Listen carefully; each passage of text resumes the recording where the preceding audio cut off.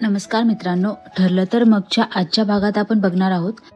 रविराज सुमनला बाहेरून मोठ्याने आनंदाने हाका मारत येतात. सुमन, सुमन कुठे आहेस तू सुमन? तेव्हा सुमन बाहेर येते. म्हणते काय झालं भाऊजी, मला का बोलवताय?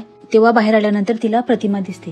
ती म्हणते अय्या वहिनी, किती छान, तुमची आज स्किन स्पेशलिस्ट कडे शेवटची अपॉइंटमेंट होती हे माहिती होतं, पण त्याचा फरक एवढ्या लवकर जाणवेल असं वाटलं नव्हतं. बघा ना, तुमचा चेहरा किती छान दिसतोय. असं म्हणून ती त्याच्या चेहऱ्याचं कौतुक करते आणि म्हणते की पूर्ण आजी तुम्हाला बघून खूप खुश होतील, तुम्ही त्यांच्याकडे जाऊन त्यांना भेटून या. तर तेव्हा प्रतिमा म्हणते रविराजांना की हा रविराज आपण जाऊया का? हो चल आता लगेच निघूया असं रविराज म्हणतात. ते दोघेही सुभेदारांच्या घरी येतात, पण प्रतिमा बाहेरच थांबते आणि रविराज म्हणतात तू थांब इथेच, मी आतमध्ये जातो आणि तुला हाक मारल्यानंतर तू आतमध्ये ये. तेव्हा रविराज आतमध्ये येतात. त्यांना बघून सगळ्यांना खूप आनंद होतो. प्रतापराव म्हणतात काय रे रविराज, आज कस काय इकडे आलास, काही काम काढलेस का? नाही काय नाही, सहजच आलो होतो, तुम्हाला काहीतरी दाखवायचं होतं असं रविराज म्हणतात. तेव्हा पूर्णाजी म्हणतात काय झालं, काय दाखवायचं होतं असं म्हणून रविराज प्रतिमाला हाक मारतात. तेव्हा प्रतिमा आतमध्ये येते. तिला पाहून पूर्णाजी, प्रतापराव आणि कल्पनाताईंना खूप आनंद होतो. कल्पनाताई म्हणतात अय्या प्रतिमा, तुझ्या चेहऱ्यावरचे सगळे डाग गेले, बघ ना किती छान दिसतोय चेहरा तुझा. पूर्णाजी म्हणतात हो ना, किती छान दिसतोय, आधीसारखी माझी प्रतिमा दिसते, ह्याची नजर काढा ग कोणीतरी.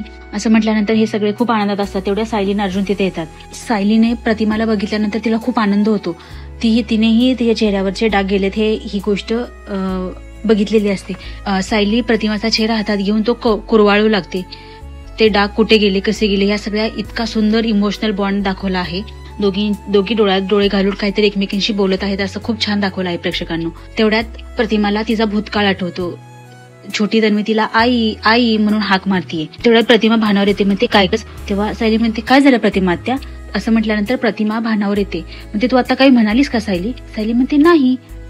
तेव्हा सगळेजण त्या दोघींकडे बघू लागतात. तेव्हा प्रतिमा म्हणते मला असं का वाटलं की आता मला कोणीतरी आई म्हणून हाक मारली. तेव्हा सायली म्हणते कदाचित मीच मनामध्ये मारली असेल असं म्हणून त्या दोघी एकमेकींकडे बघू लागतात.